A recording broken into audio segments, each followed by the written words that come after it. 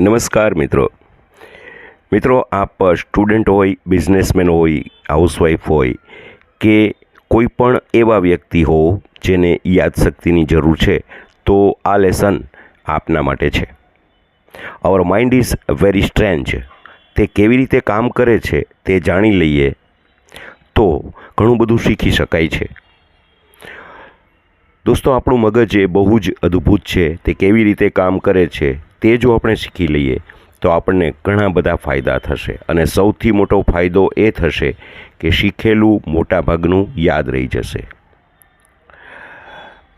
અહીં એક પ્રશ્ન થાય છે કે શું આપણે જેટલું શીખીએ છીએ એટલું યાદ રહી જાય છે કે પછી મોબાઈલની બેટરીની જેમ સમય જતાં ડાઉન થઈ જાય છે?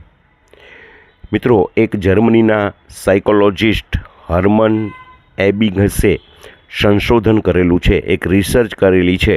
તે મુજબ 20 મિનિટ પછી 58% યાદ રહે છે, 1 કલાક પછી 44% યાદ રહે છે, 9 કલાક પછી 36% યાદ રહે છે અને 31 દિવસ પછી 21% યાદ રહે છે. એટલે ખાસ કોમ્પિટિટિવ એક્ઝામની તૈયારી કરવાવાળા મિત્રોએ આ મેમરી પાવરની આ યાદી ખાસ રાખવી જોઈએ.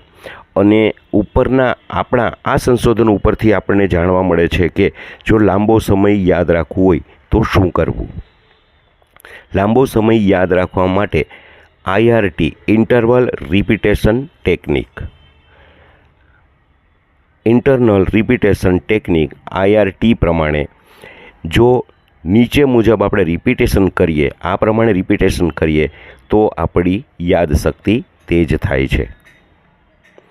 મિત્રો, એક લેટિન ભાષામાં એક કહેવત છે, repetition is the mother of learning, જેનો અર્થ થાય છે કે પુનરાવર્તન એ શીખવાની કે વિદ્યાની જનેતા છે.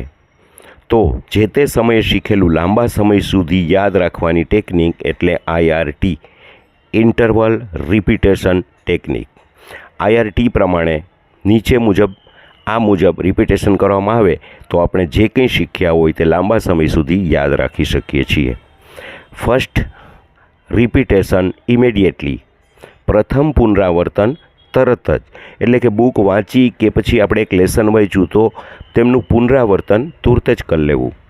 સેકન્ડ રિપીટેશન 24 અવર્સ લેટર, બીજું પુનરાવર્તન 24 કલાક પછી.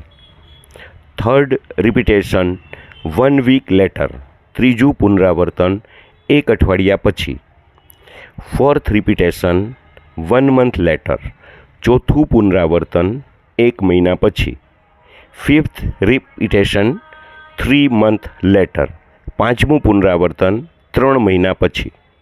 ટૂંકમાં પ્રથમ પુનરાવર્તન તરત જ કરવું, બીજું પુનરાવર્તન 24 કલાક પછી ફરજિયાતપણે કરવું, પછીનું પુનરાવર્તન તમે તમારી પરીક્ષાને કેટલા દિવસો કે કેટલા મહિના પછી છે તેના આધારે તમે ફેરફાર કરી શકો, અથવા 1 મહિના પછી અને 3 મહિના પછી. આ રીતના જે સિસ્ટમ છે એ સિસ્ટમમાં યાદ રાખવાની કોશિશ કરશો તો વાંચેલું તમામ યાદ રહી જશે. Okay, thank you.